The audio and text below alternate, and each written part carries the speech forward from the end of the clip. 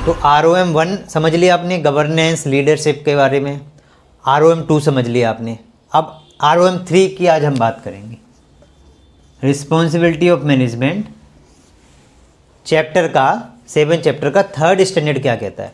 तो जैसे हमने गवर्नेंस लीडरशिप में बात की थी कि कोई ना कोई लीडर अपॉइंट करना होता है सारे सिस्टम को देखने के लिए, मैनेजमेंट की रिस्पॉन्सिबिलिटी को देखने के लिए, जो हमने बीच की कड़ी की बात की थी। वो लीडर कौन हो सकता है? तो वो लीडर हो सकता है आपका डायरेक्टर, MD भी बोल सकते हैं, मेडिकल डायरेक्टर, है ना। CEO भी हमने बात की थी। मान लीजिए चेयर पर्सन है या चेयरमैन है, वो गवर्नेंस या ओनर है हॉस्पिटल का। उस ओनर ने हॉस्पिटल को रन करने के लिए, सारा मैनेजमेंट संभालने के लिए कोई पर्सन अपॉइंट किया है, तो वो सब पर्सन को MD, डायरेक्टर, CEO कोई भी डेजिग्नेशन उसने दे दी। अब ये डेजिग्नेशन देने से पहले रिक्वायरमेंट क्या है? जो लीडर है, जो ऑर्गेनाइजेशन को रन करेगा, ओनर के द्वारा अपॉइंट किया गया, ये जो लीडर बन गया ऑर्गेनाइजेशन का, इसकी क्वालिफिकेशन क्या होना चाहिए? तो NABH कहता है कि जब उसको एडमिनिस्ट्रेशन देखना है तो कम से कम उसके पास एडमिनिस्ट्रेशन की क्वालिफिकेशन तो होना चाहिए। तो हॉस्पिटल मैनेजमेंट या हॉस्पिटल एडमिनिस्ट्रेशन में उसके पास डिग्री होना चाहिए, राइट, प्लस एक्सपीरियंस। कैसा एक्सपीरियंस? एडमिनिस्ट्रेटिव। एडमिनिस्ट्रेशन संभालना है तो एडमिनिस्ट्रेशन का एक्सपीरियंस भी तो उसके पास होना चाहिए। सो इट्स नॉट कि आपने किसी कंसल्टेंट को, किसी डॉक्टर को आपने डायरेक्ट उसको हेड ऑफ द ऑर्गेनाइजेशन बना दिया। पहले उसका एक्सपीरियंस तो होना चाहिए उस फील्ड में, उसके पास कोई क्वालिफिकेशन तो होना चाहिए उससे रिलेटेड, तभी वो एडमिनिस्ट्रेटिव पोस्ट के लिए एप्लीकेबल है, फिट बैठेगा। अदरवाइज वो एडमिनिस्ट्रेटिव पोस्ट के लिए ठीक नहीं होगा। तो ये एक रिक्वायरमेंट है कि उसकी क्वालिफिकेशन हो, उसकी एक्सपीरियंस हो, और उसकी स्किल्स भी आप देख सकते हैं। स्किल्स कैसे पता लगेगी? कि अगर वो ऑलरेडी कहीं पर पहले MS रहा है, मेडिकल सुपरिटेंडेंट भी हो सकता है। यहाँ पर कुछ जगह MS ही सबसे बड़ा हेड होता है। जैसे कोई गवर्नमेंट के लेटर भी आते हैं ना, तो वो MS के नाम से ज्यादा आते हैं, टू द मेडिकल सुपरिटेंडेंट। अब वो हो सकता है किसी जगह वो CEO हो सकता है, वो MD उस चीज़ को, उस पोजीशन को संभाल रहा हो, तो नाम अलग अलग हो सकते हैं। तो मेडिकल सुपरिटेंडेंट भी हो सकता है। अब वो मेडिकल सुपरिटेंडेंट है या MD है, उसने पहले कहीं काम किया हुआ है, वहाँ से आप फीडबैक ले सकते हैं। जो हमने एंटीसीडेंट की बात की थी, आगे हम HRM चैप्टर में और अच्छे से पढ़ेंगे, तो उसका वेरीफाई कर सकते हैं कि किस टाइप का पर्सन है, कैसा उसका फीडबैक है, किस टाइप का उसका बिहेवियर है, वो सब हम पता कर सकते हैं। तो स्किल्स हमें वहाँ से पता लग जाएंगी। एक्सपीरियंस, क्वालिफिकेशंस जो हैं वो हमें वेरीफाई भी करना है, राइट। तो ये तो हो गया उसकी क्वालिफिकेशन का रिक्वायरमेंट। ऑर्गेनोग्राम भी पढ़ेंगे हम HR में और डिटेल में। तो ये अगर फर्स्ट में नहीं तो कम से कम सेकंड रंग में तो ऑर्गेनाइजेशन की आता ही है। जैसे मैंने अभी बताया ना कि मान लीजिए फर्स्ट रंग में है चेयरमैन या ओनर। ओनर हो सकता है नॉन मेडिक हो, उसने अपना पैसा लगाया हो, हॉस्पिटल बना दिया हो, और उसने हॉस्पिटल को रन करने के लिए कोई अपॉइंट कर दिया हो सीनियर लीडर, उसने डिफरेंट चेन बना दी हो, ठीक है, बनाते हैं ना कई जगह चेन, तो वो चेन बना दी हो और उसको रन करने के लिए डिफरेंट लीडर्स अपॉइंट कर दिए हो। तो इस टाइप की कई ऑर्गेनाइजेशन के एग्जाम्पल हैं। तो वो तो हो गया फर्स्ट।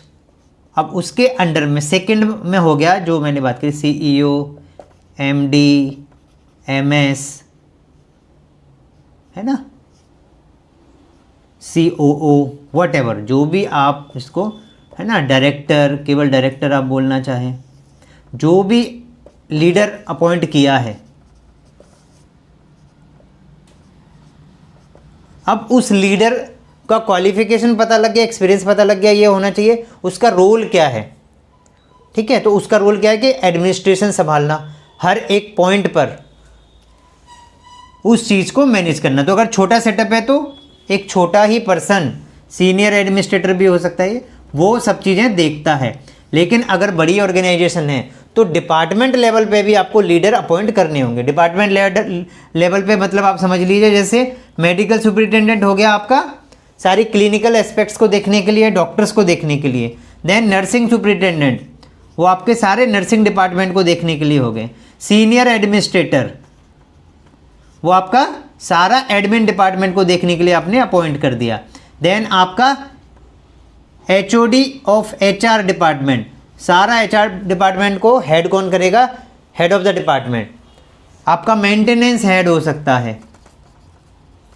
सो इट मीन्स कि आप यानी कि लीडर डिफरेंट लेवल पे भी उस डिपार्टमेंट का HOD या उस डिपार्टमेंट में सीनियर पर्सन को अपॉइंट कर सकता है, रिस्पॉन्सिबिलिटी अपनी असाइन कर सकता है, जिसको हम डिसेंट्रलाइजेशन बोलते हैं, कि अपने जो रोल है उसको दूसरे लोगों को डिस्ट्रीब्यूट कर देना।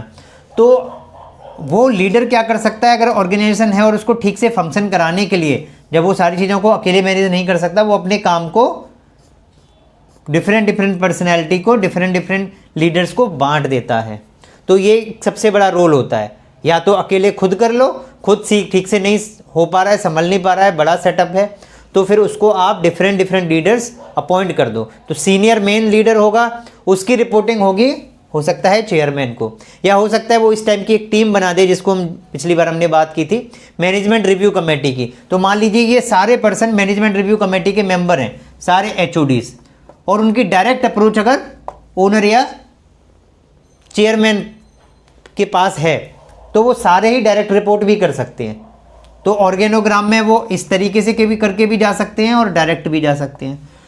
तो आपका जो भी लिंक्ड है उसके हिसाब से आपका ऑर्गेनोग्राम बनेगा, राइट। अब वो डिपार्टमेंट लेवल पे भी जो लीडर्स को रखेगा, जैसे उसकी क्वालिफिकेशन जरूरी है, उसका एक्सपीरियंस जरूरी है, ऐसे डिपार्टमेंट लेवल पे भी उनकी क्वालिफिकेशन, उसका एक्सपीरियंस होना भी जरूरी है। जैसे मेंटेनेंस हेड को आप किसी बना रहे हो, किसी को सीनियर पोजीशन दे रहे हैं, सीनियर क्वालिटी मैनेजर किसी को बना रहे हैं, सीनियर नर्सिंग हेड किसी को आप बना रहे हैं, तो उसकी क्वालिफिकेशन भी आपकी डिफाइंड होना चाहिए, जॉब स्पेसिफाइड होना चाहिए कि उसकी क्या क्वालिफिकेशन है, कितना उसको एक्सपीरियंस होना चाहिए, तब आप उसको रिक्रूट करेंगे या वो पोजीशन देंगे। विद इन द ऑर्गेनाइजेशन भी हो सकता है किसी को उस क्राइटेरिया में एक्सपीरियंस हो, तो आप विद इन ऑर्गेनाइजेशन भी इंटरव्यू कंडक्ट करके उस प्रोफाइल को ओके कर सकते हैं। क्लियर है?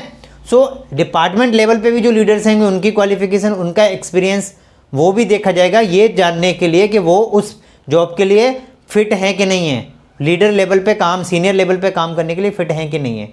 ठीक है। अब इन सारे लीडर्स के रोल असाइन कर सकते हैं, या तो इंडिविजुअल लीडर है जो मैंने बात करी, CEO या MD MS जो भी है, या सीनियर क्वालिटी मैनेजर है, किसी की भी आपने रोल डिफाइन कर दी। तो पहले हम सीनियर का ही कर लेते हैं। तो सबसे इंपॉर्टेंट है मैनेजमेंट की रिस्पॉन्सिबिलिटी, लीडर की रिस्पॉन्सिबिलिटी सबसे इंपॉर्टेंट ये है कि लीगल चीज़ों का ध्यान रखें, यानी कि हॉस्पिटल में कोई भी लीगल इशू नहीं हो, लीगल एस्पेक्ट्स ना हो। तो इससे ये भी पता लगता है कि उस पर्सन को लॉ की नॉलेज होना चाहिए, लीगलिटी की नॉलेज होना चाहिए, यानी कि हॉस्पिटल में क्या क्या लाइसेंसेज एप्लीकेबल होते हैं ये उसको पता होना चाहिए। स्कोप के हिसाब से लाइसेंसेज होंगे। अब जैसे किसी के पास अल्ट्रासाउंड नहीं है तो उसको PCPNDT के लाइसेंस की ज़रूरत नहीं है, अगर अल्ट्रासाउंड है तो PCPNDT के लाइसेंस की ज़रूरत बहुत पड़ जाती है। तो क्या क्या लाइसेंसेज हॉस्पिटल में एप्लीकेबल हैं उनकी वो एक लिस्ट तैयार करें। वो लाइसेंस किस अथॉरिटी ने इशू किया है, सो लाइसेंस का नेम, अथॉरिटी का नाम, date of issue and date of expiry, ये तो मेंशन होना ही चाहिए। तो उसको एक लिस्ट बनाना है जिसमें ये सब चीज़ें मेंशन करना है। इसके साथ में इसको ट्रैक करते रहना है। ट्रैक करते रहने का मतलब क्या है कि कब इस लाइसेंस की एक्सपायरी है, ये आपको देखते रहना चाहिए। अब आपने बना दिया, इसको ट्रैक कैसे कर सकते हैं वो मैं एक आपको तरीका बताता हूँ। मान लीजिए आपने ट्रैकर बना दिया और सिस्टम में सेव कर दिया या प्रिंट निकाल के रख दिया और आप इसको रेगुलर बेसिस पे देखते नहीं हो, तो वो लाइसेंस उस ट्रैकर में लिखा भी रहेगा और वो एक्सपायर भी हो जाएगा, लाइसेंस रिन्यू भी नहीं हो पाएगा। तो करें कैसे? आप अपना एक शेड्यूल बनाइए कि आप इस चीज़ को कब चेक करेंगे। जैसे आप ऑडिट करते हैं ना, ऑडिट का शेड्यूल बनाते हैं कि आज मुझे लैब में जाना है, कल मुझे ओटी में जाना है, परसों मुझे आईसीयू में जाना है। तो ऐसे ही एक दिन दीजिए आप कि आज आप लीगल इशू देखोगे, हर महीने आप लीगल इशू देख लीजिए, या आप क्वार्टरली शेड्यूल में आता है तो क्वार्टरली में आ जाएगा, वो रिव्यू हो जाएगा, आपको पता लग जाएगा कि कौन सा मेरा लाइसेंस एक्सपायर होने वाला है। तो उसको भी आप अपनी ऑडिट चेकलिस्ट में डालिए, तो फिर ये ट्रैकर कामयाब होगा। नहीं तो ये ट्रैकर रखा रह जाएगा, कोई इसका फायदा नहीं होने वाला। ट्रैकर खुद थोड़ी बताएगा कि देखो मैं एक्सपायर हो रहा हूँ।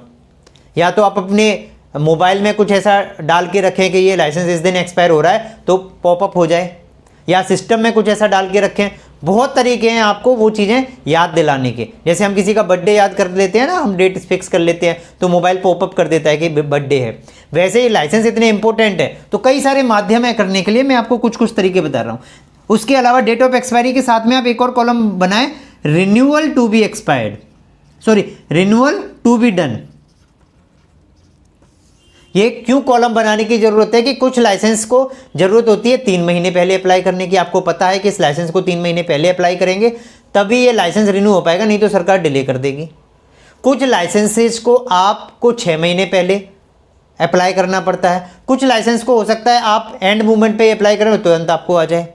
सो जो भी लाइसेंस की जो भी टाइम फ्रेम गवर्नमेंट की तरफ से डिफाइंड है वो टाइम फ्रेम आप यहाँ पर लिखिए, उस लाइसेंस का नाम लिखिए। जैसे ए लाइसेंस, डेट ऑफ इशू 15 तारीख, 14 तारीख को ये एक्सपायर हो जाएगा, तो हमें 6 मंथ पहले अप्लाई करना है। तो मान लीजिए सितंबर में मुझे अप्लाई करना है तो मैंने लिख दिया सितंबर 2023। तो वो 3 महीने पहले, 6 महीने पहले, 8 महीने पहले वो मुझे जरूर लिखना है। और जब मैं ट्रैकर को एनालाइज करूं, जो मैंने पॉपअप की बात की थी या लीगल रिक्वायरमेंट्स को चेक करने की बात की थी ऑडिट के हिसाब से, तो मैं इस वैलिडिटी को ना देखूं, इसको देखूं। क्योंकि इसको देखूंगा तो क्या फायदा होगा, मुझे याद आ जाएगा अरे ये रिन्यूअल की डेट आ गई। इसको देखूंगा तो क्या कहूँगा, अरे अभी तो ये दिसंबर में एक्सपायर होगा, देख लेंगे। और पता पड़े कि उसको 3 महीने पहले अप्लाई करना था, तो वो लाइसेंस फिर रिन्यूअल होने में डिले हो जाएगा, जिससे प्रॉब्लम होगी। दूसरा मेरा आपका सजेशन ये है कि इसमें केवल आप लाइसेंस ही न डालें, ऐसा ही आप अपने एमओयू का ट्रैकर बनाएं। किसी के साथ एग्रीमेंट है तो उसका भी सेम पैटर्न में होना चाहिए कि आपका किसके साथ एग्रीमेंट है, कब से कब तक वैलिड है, कब आपको उसको रिन्यूअल कराना है, कितना टाइम वो लगा लेते हैं रिन्यूअल के लिए। ऐसे ही आपको कोई एफिलिएशन है, हमने इससे पहले वाले स्टैंडर्ड में जो बात की थी डिस्प्ले करने के लिए, vision, mission, value, affiliation, accreditation. Affiliation, accreditation कोई आपको मिला हुआ है और अगर उसकी कोई वैलिडिटी है तो आप अलग से एक ट्रैकर भी बना सकते हो, एफिलिएशन एक्रेडिटेशन ट्रैकर, या आप इसी में ऐड ऑन कर सकते हो, legal and MOU tracker mixed भी बना सकते हो। ये आपकी चॉइस है। उससे क्या होगा, फॉर एग्जांपल जैसे एनएबीएच का ही है, मान लीजिए अब एनएबीएच आपको मिला हुआ है और आपका एनएबीएच मान लीजिए 3 महीने बाद एक्सपायर हो रहा है, तो आपको ये पता लग जाना चाहिए कि हमें अप्लाई कब करना है। अब एनएबीएच कहता है कि कम से कम 6 मंथ पहले आप हमको अप्लाई कर दो, तभी आपका जो रिन्यूअल सर्टिफिकेट है टाइमली आ पाएगा, क्योंकि टाइम लगता है। तो 6 ही नहीं, वो तो कहते हैं 8 महीने पहले अप्लाई कर दो तो और भी अच्छा है। अब आपने याद नहीं रखा तो एंड मोमेंट पे अप्लाई करेंगे तो रिन्यूअल तो नहीं मिलेगा, हो सकता है रिन्यूअल एप्लीकेशन ही रिजेक्ट कर दी जाए कि फ्रेश अप्लाई करो, आपने डिले कर दिया। तो वो हम याद कैसे रख पाएंगे, अगर हम रख पाएंगे जब अगर हम इस ट्रैकर को यूज करेंगे और इस ट्रैकर को चेक करने के लिए भी अपना एक मीडियम बनाएंगे, तरीका बनाएंगे कि कैसे हम इसको ट्रैकर को चेक करते रहेंगे। ये सबसे इंपॉर्टेंट है लीडर के लिए। अब ये मैंने बताया कि जो ओवरऑल लीडर है, सीईओ, एमडी, एमएस, उसको इस चीज़ की रिस्पॉन्सिबिलिटी लेनी है। बट अगर वो असाइन करना चाहता है तो वो डिपार्टमेंट वाइज भी कर सकता है। जैसे उसने अल्ट्रासाउंड के हेड ऑफ द डिपार्टमेंट को बता दिया कि ये लाइसेंस का ट्रैकर आपको बनाना है, ये कब एक्सपायर होने वाला है, कितने दिन पहले अप्लाई करना है, आप मुझे बताओगे, आप बताओगे, करा के मैं दे दूंगा, लेकिन बताना आपको पड़ेगा। या आपने किसी लीगल पर्सन को ही अपॉइंट किया हुआ है कि हमारे यहाँ ये लॉ देखते हैं, ये लीगल चीज़ों को ये देखते हैं, इनको बता दो, ये आपका लाइसेंस रिन्यूअल करा के दे देंगे। तो जो भी पर्सन रिस्पॉन्सिबल बनाया है मैनेजमेंट ने, या तो उसको अपडेट कर दिया जाए, या वो खुद अपने पास अपडेट रखें, या लीगल वाले पर्सन जिसको अपॉइंट किया है उसकी जिम्मेदारी लगा दें कि आप सारा लीगल देखो, डिपार्टमेंट नहीं आपको बताएगा, आपको डिपार्टमेंट से पूछना है, उनको याद दिलाना है कि लाइसेंस एक्सपायर होने वाला है। क्लियर है? तो ये मेजर रिस्पॉन्सिबिलिटी होती है कि लीगल ट्रैकर बनाएं और उस लीगल ट्रैकर को अपडेट करते रहें। अब नया लाइसेंस आ तो गया रिन्यूअल होके, उसको अपडेट भी तो करना पड़ेगा, तो वो भी करना है। क्लियर है? अब आप समझिए कि जो लीडर अपॉइंट हमने किया है, चाहे वो डिपार्टमेंट लेवल पे लीडर है, चाहे वो सीनियर लीडर है, ओवरऑल ऑर्गेनाइजेशन का है, उसकी परफॉर्मेंस जो है उसका रिव्यू भी होना चाहिए। ऐसा नहीं है कि लीडर है वो सबकी परफॉर्मेंस तो रिव्यू करता रहेगा, जिसको हम बोलते हैं परफॉर्मेंस अप्रेजल भी। परफॉर्मेंस अप्रेजल हम एचआर चैप्टर में बहुत डिटेल में पढ़ने वाले हैं। तो परफॉर्मेंस अप्रेजल वैसे आप जनरली समझते होंगे, तो परफॉर्मेंस अप्रेजल आप करते हो, हर स्टाफ की रिव्यू कर रहे हो हर साल उसका, इसका भी तो कोई रिव्यू करेगा ना, लीडर का परफॉर्मेंस, है ना। तो लीडर की परफॉर्मेंस भी रिव्यू होगी। कौन करेगा लीडर की परफॉर्मेंस रिव्यू? तो जो एम्प्लॉयर है, रिक्रूटर है, जिसने उसको रिक्रूट किया है, चेयरपर्सन है या ओनर है, वो उसकी परफॉर्मेंस को रिव्यू कर सकता है। बट अगर ऐसा कुछ नहीं है, वो खुद ही ओनर है, खुद ही लीडर है, सब कुछ खुद ही है, तो भी उसको खुद की सेल्फ असेसमेंट करनी पड़ेगी, क्योंकि ऑर्गेनाइजेशन खुद की है। तो खुद को ही ठीक करने के लिए हमें क्या करना पड़ेगा? अपनी खुद की असेसमेंट करनी पड़ेगी। उसके लिए आप जैसे दूसरों के लिए ऑडिट करने का चेकलिस्ट बनाते हैं या परफॉर्मेंस अप्रेजल करने के लिए आप पॉइंट्स बनाते हैं कि ये पैरामीटर्स देखे जाएंगे, वैसे ही अपने लिए भी बनाएं। उन पैरामीटर्स पे आप अपने आप को ऑडिट करेंगे। अगर कोई आपको ऑडिट करने वाला आपसे सीनियर नहीं है तो ऑडिट करें, और जहां पर भी लगे कि इंप्रूवमेंट के चांसेज हैं, ये ठीक नहीं है। For example, I am the owner of the hospital, मैं ओनर हूं और मैं सारे स्टाफ को समझाता रहता हूं, बताता रहता हूं कि आपको ये चीज़ें करना चाहिए, ये नहीं करना चाहिए, और खुद ही मैं उन चीज़ों को फॉलो करता हूं। तो स्टाफ मेरे डर से हो सकता है मेरे सामने ना कुछ बोले, लेकिन पीछे तो बात करेगा ना। तो लीडर की क्या रिस्पॉन्सिबिलिटी है कि वो सबसे पहले खुद लीड करे, यानी कि वो जो चाहता है दूसरों से वो खुद पहले इंप्लीमेंट करे, फिर दूसरों से एक्सपेक्ट करेगा तो सामने वाला भी उसको थोड़ा सीरियसली लेगा। जैसे एग्जाम्पल के लिए मैं पढ़ा रहा हूँ आप लोगों को, और मैं बोल रहा हूँ कि मोबाइल नहीं बजना चाहिए आपका, और मेरा ही खुद का मोबाइल बज रहा है, तो आपको हंसी आएगी, हो सकता है डरावना लगता है टीचर, तो आपको हंसो ना, आपको नहीं नहीं भैया, लेकिन बाद में बोलोगे खुद का मोबाइल बजता है, हमको समझाते रहते हैं मोबाइल नहीं बजना चाहिए, है ना। तो सबसे पहले लीडर की क्या रिस्पॉन्सिबिलिटी है? खुद वो काम करे जिससे कि सामने वाला दूसरा उस रास्ते को फॉलो कर सके। खुद का ही रास्ता खराब है, खुद ही सही रास्ता फॉलो नहीं कर रहे, खुद ही दूसरे को लीड नहीं कर सकते, तो फिर कोई आपके पाथ पर जाएगा क्यों, चलेगा क्यों, आपकी कोई बात क्यों मानेगा।